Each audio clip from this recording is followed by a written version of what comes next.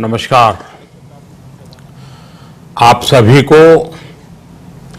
और विश्व भर में फैले भगवान बुद्ध के अनुयायियों को बुद्ध पूर्णिमा की बैसाख उत्सव की बहुत बहुत शुभकामनाएं। ये मेरा सौभाग्य है कि मुझे पहले भी इस पवित्र दिन पर आपसे मिलने, आप सभी से आशीर्वाद लेने का अवसर मिलता रहा है। 2015 और 2018 में दिल्ली में और साल 2017 में कोलंबो में मुझे इस कार्यक्रम से जुड़ने का, आपके बीच आने का मौका मिला था। हां, इस बार परिस्थितियां ही कुछ और हैं, इसलिए आमने सामने आकर के आपसे मुलाकात नहीं हो पा रही। साथियों, भगवान बुद्ध का वचन है, मनो पुब्बम गमा धम्मा, मनोसेट्टा मनोमया, यानी धम्म मन से ही होता है, मन ही प्रधान है, सारी प्रवृत्तियों का अगुवा है। इसलिए आपका और मेरा मन का जो जुड़ाव है, उसके कारण शरीर उपस्थिति की कमी उतनी महसूस नहीं होती। आपके बीच आना बहुत खुशी की बात होती, लेकिन अभी हालात हमें वो परमिट नहीं करते हैं और इसलिए दूर से ही टेक्नोलॉजी के माध्यम से आपने मुझे अपनी बात रखने का अवसर दिया। इससे बढ़कर के संतोष और क्या हो सकता है। साथियों, लॉकडाउन की इस विकट परिस्थितियों में भी वर्चुअल बैसाख बुद्ध पूर्णिमा दिवस समारोह, इसके इस आयोजन के लिए अंतर्राष्ट्रीय बौद्ध संघ प्रशंसा के पात्र है। आपके इस अभिनव प्रयास के कारण ही इस आयोजन में विश्व भर के लाखों अनुयायी एक दूसरे के साथ जुड़ रहे हैं। लुम्बिनी, बोधगया, सारनाथ और कुशीनगर के अलावा श्रीलंका के श्री अनुराधापुर स्तूप और वासुदेवा मंदिर में हो रहे समारोहों का इस तरह एकीकरण कितनी अद्भुत कल्पना है, कितना सुंदर दृश्य है। हर जगह हो रहे पूजा कार्यक्रमों का ऑनलाइन प्रसारण होना अपने आप में अद्भुत अनुभव है। आपने इस समारोह को कोरोना वैश्विक महामारी से मुकाबला कर रहे पूरी दुनिया के हेल्थ वर्कर्स और दूसरे सेवा कर्मियों के लिए प्रार्थना सप्ताह के रूप में मनाने का संकल्प लिया है। करुणा से भरी आपकी इस पहल के लिए मैं आपकी सराहना करता हूं। मुझे पूरा विश्वास है कि ऐसे ही संगठित प्रयासों से हम मानवता को इस मुश्किल चुनौती से बाहर निकाल पाएंगे, लोगों की परेशानियों को कम कर पाएंगे। साथियों, प्रत्येक जीवन की मुश्किल को दूर करने के संदेश और संकल्प ने भारत की सभ्यता को, संस्कृति को हमेशा दिशा दिखाई है। भगवान बुद्ध ने भारत की संस्कृति और इस महान परंपरा को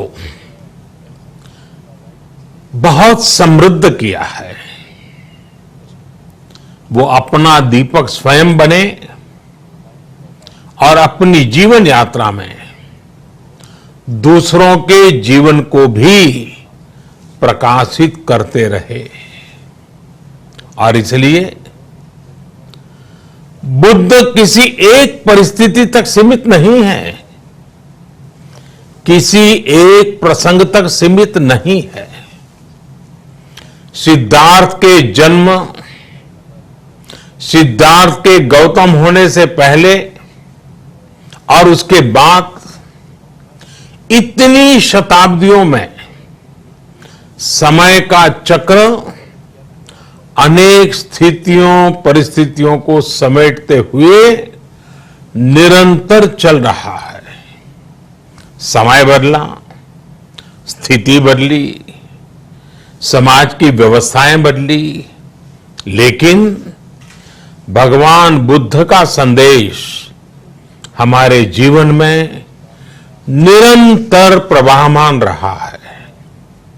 ये सिर्फ इसलिए संभव हो पाया है क्योंकि बुद्ध सिर्फ एक नाम नहीं है, बल्कि एक पवित्र विचार भी है। एक ऐसा विचार जो प्रत्येक मानव के हृदय में धड़कता है, मानवता का मार्गदर्शन करता है। बुद्ध त्याग और तपस्या की सीमा है। बुद्ध सेवा और समर्पण का पर्याय है। बुद्ध मजबूत इच्छा शक्ति से सामाजिक परिवर्तन की पराकाष्ठा है। बुद्ध वो है जो स्वयं को तपाकर, स्वयं को खपाकर, खुद को न्योछावर करके पूरी दुनिया में आनंद फैलाने के लिए समर्पित है। और हम सभी का सौभाग्य देखिए, इस समय हम अपने आसपास ऐसे अनेकों लोगों को देख रहे हैं जो दूसरों की सेवा के लिए, किसी मरीज के इलाज के लिए, किसी गरीब को भोजन कराने के लिए, किसी अस्पताल में सफाई के लिए, किसी सड़क पर कानून व्यवस्था बनाए रखने के लिए 24 घंटे काम कर रहे हैं। भारत में, भारत के बाहर ऐसा प्रत्येक व्यक्ति, विश्व के हर कोने में ऐसा प्रत्येक व्यक्ति अभिनंदन का पात्र है, नमन का पात्र है। साथियों, ऐसे समय में जब दुनिया में उथल पुथल है, कई बार दुख, निराशा, हताशा का भाव बहुत ज्यादा दिखता है, तब भगवान बुद्ध की सीख और भी प्रासंगिक हो जाती है। भगवान बुद्ध कहते थे कि मानव को निरंतर ये प्रयास करना चाहिए कि वो कठिन स्थितियों पर विजय प्राप्त करे, उनसे बाहर निकले। थक कर रुक जाना ये विकल्प नहीं हो सकता। आज हम सब भी एक कठिन परिस्थिति से निकलने के लिए निरंतर जुटे हुए हैं, साथ मिलकर काम कर रहे हैं। भगवान बुद्ध के बताए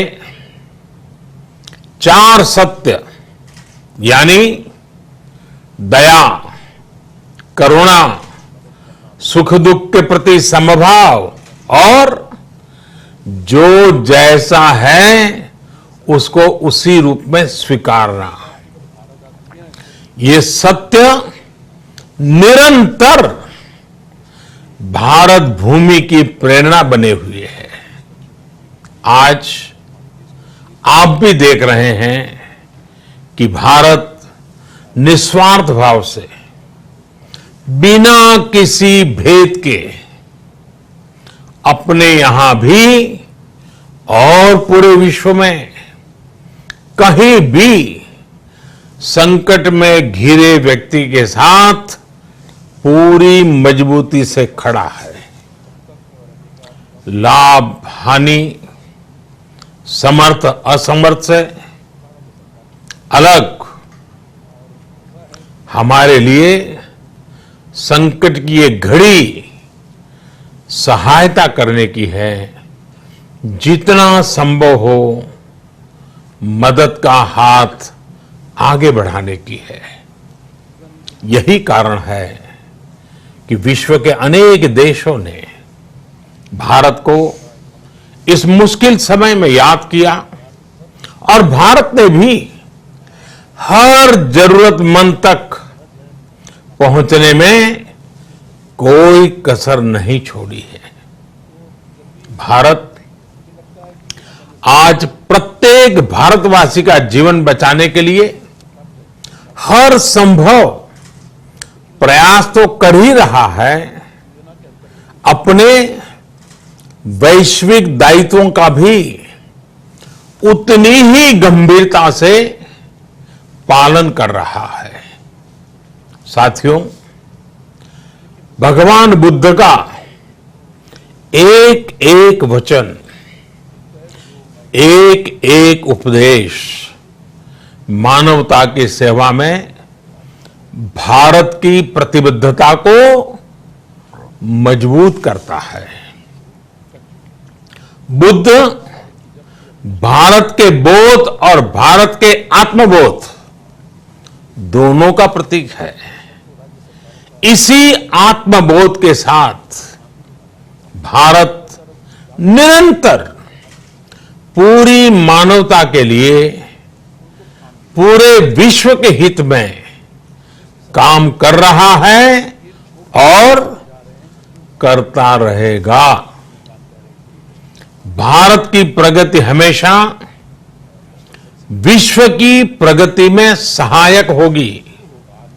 साथियों, हमारी सफलता के पैमाने और लक्ष्य दोनों समय के साथ बदलते रहते हैं, लेकिन जो बात हमें हमेशा ध्यान रखनी है वो ये कि हमारा काम निरंतर सेवा भाव से ही होना चाहिए। जब दूसरे के लिए करुणा हो, संवेदना हो और सेवा का भाव हो तो ये भावनाएं हमें इतना मजबूत कर देती हैं कि बड़ी से बड़ी चुनौती से आप पार पा सकते हैं। सुप्पबुद्धम पबुज्जन्ति सदा गौतम सावका, यानी जो दिन रात हर समय मानवता की सेवा में जुटे रहते हैं वही बुद्ध के सच्चे अनुयायी हैं। यही भाव हमारे जीवन को प्रकाशमान करता रहे, गतिमान करता रहे। इसी कामना के साथ आप सभी का बहुत बहुत आभार। इस मुश्किल परिस्थिति में आप अपना, अपने परिवार का, जिस भी देश में आप हैं वहां का ध्यान रखें, अपनी रक्षा करें और यथासंभव दूसरों की भी मदद करें। सबका स्वास्थ्य उत्तम रहे, इसी मंगल कामना के साथ मैं मेरी वाणी को विराम देता हूं। धन्यवाद। सर्वमंगलम।